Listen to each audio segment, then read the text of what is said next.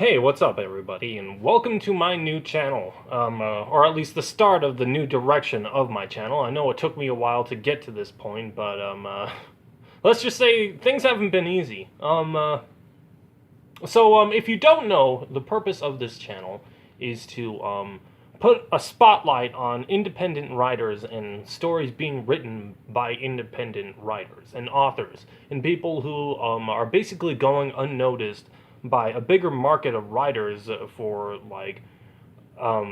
reasons that are just kind of rather unknown to me. Writing is mostly political, so without further ado, in my newly shaven face, even though it may not be that appealing to some people, this entire series right now that I'm about to do is about uh, just reading people's stories, just getting people's names out there, getting some notifications to writers who really just go underappreciated. And I know this may seem a little narcissistic, but I'm going to start this reading with a story that I wrote for copyright and copyright infringement purposes, just so long as I don't have permission from any other writers to actually do this channel.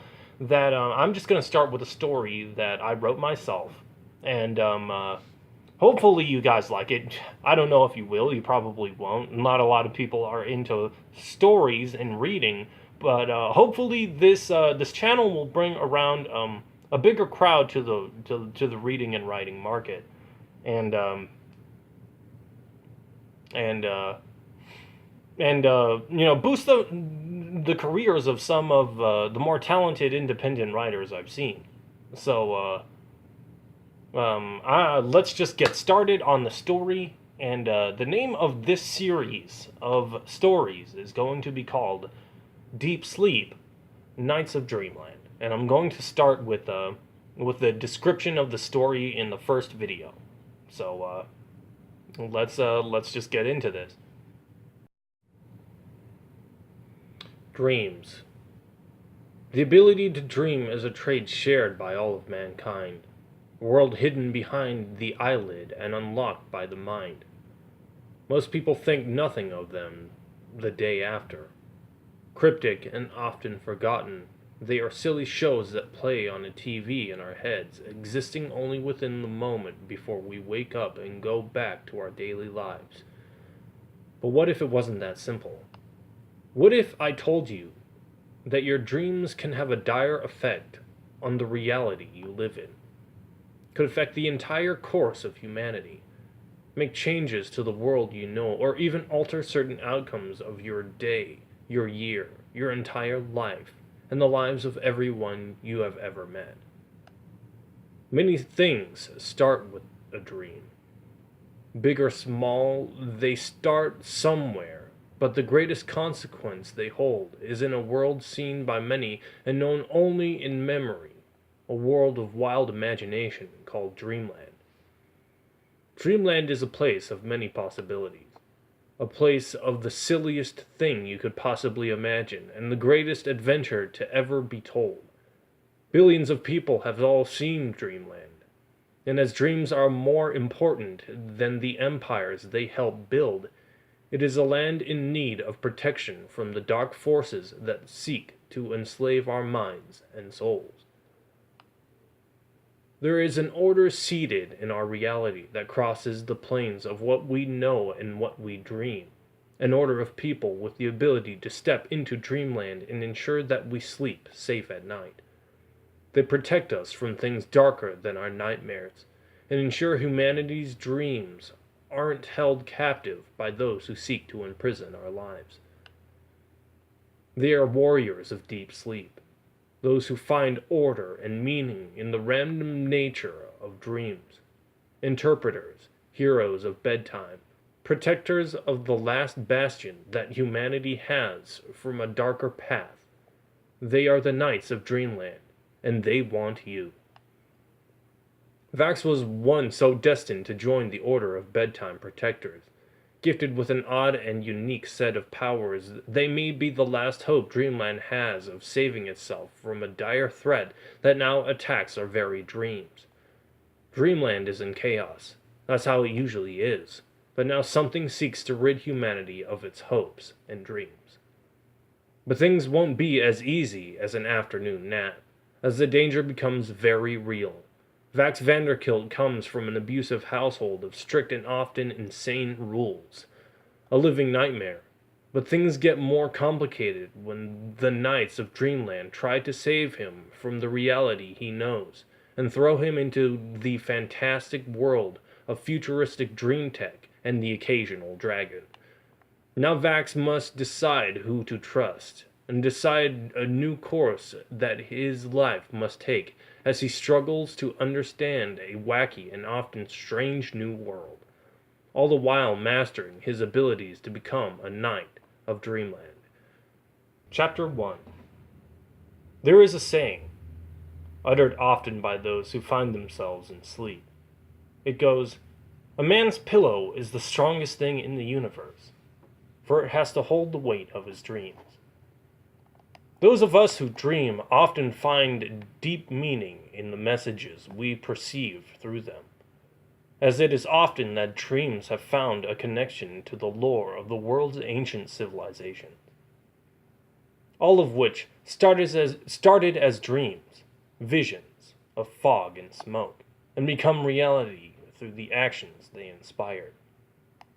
Seers, fortune tellers, prophets, wise men, and even gods have all been victims to the messages handed to them through dreams, and the dreams they interpret for others. As it is said, to follow a dream is to change the very course of the world, but to have one is another matter entirely. Vax is a young man in an age where dreams, and those who have them, are a rarity of a sort. As so many before him have followed this path of a dreamer, the world has now become filled with the ever-prudent results of those efforts, culminated through the thousands of years of man's existence on Earth. Dreams are not uncommon for a young man like him, and to the same effect of this simple fact, neither is the situation that Vax, like so many other troubled youths, find himself in.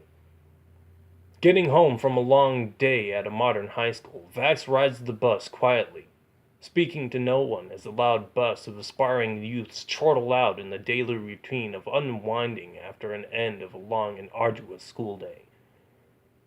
Vax sits in his usual place at the back of the bus, heavy backpack full of books, and homework that will never again see the light of day, as he simply does not have the proper place to study any of them. Only a few in the steel container of youth and hope are even aware that Vax exists. A quiet young man who never sought to gain anyone's attention, those who do know Vax only see him as a shadow in their minds, or a whisper at the back of the classroom. But Vax would prefer it this way, as he doesn't want anyone to miss him when he is gone.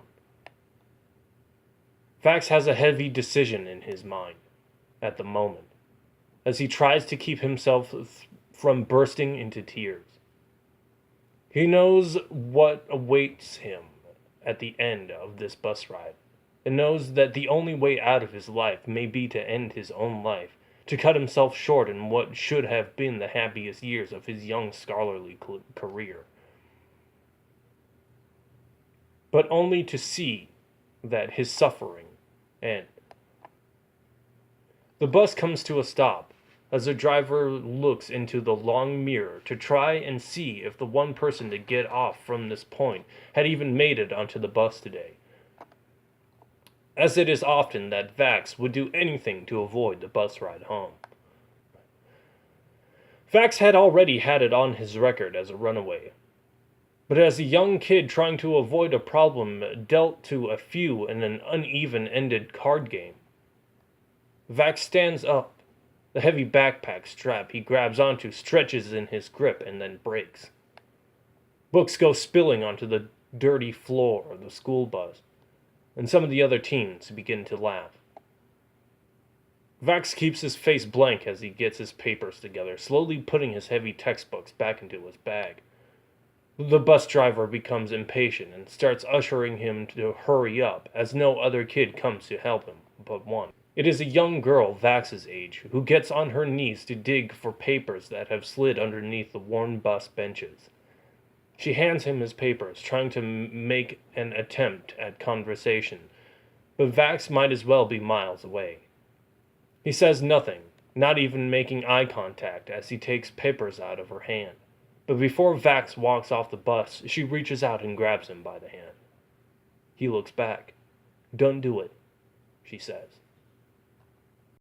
A wave of oohs and ahs rise up from the kids riding the bus as Vax's face turns red. He quickly pulls his hand away, then walks out the bus. Okay, so that was the first chapter of Deep Sleep, Nights of Dreamland. And, yeah, it's, the first chapter starts out pretty intense, right? I mean, for a chapter that, I mean, when I wrote this story, it was supposed to be, more along the lines of a children's book, young teens and things like that. It is the audience it's supposed to reach. But I think that I may use a few words that may be out of either context or just not within the knowledge range of a lot of teenagers. I mean, I'm assuming. I mean, I think it's safe to assume that if you're reading books, then you know quite a few words already. But yeah. But it's hard not to alienate people. But if you guys like the story and you want me to keep reading, or you just want me to, or you have a story you would like me to read, leave a post and a like and a comment below, and keep on reading and keep on supporting books and writers. So I probably will do more chapters of this book just to get the book and the idea out there. So yeah. I know this channel is just getting a start. This particular series of stories is just getting started. So anything could happen. Anything could happen with this channel. So just keep that in mind. And thank you for tuning in. If you did watch the video, make sure to hit that like and subscribe button. And keep tuning in for more stories that I plan to read and or write in the future. This channel isn't particularly about me, it's about writers in general. So hopefully I'm not the one writing all the stories. But have a great day, guys, and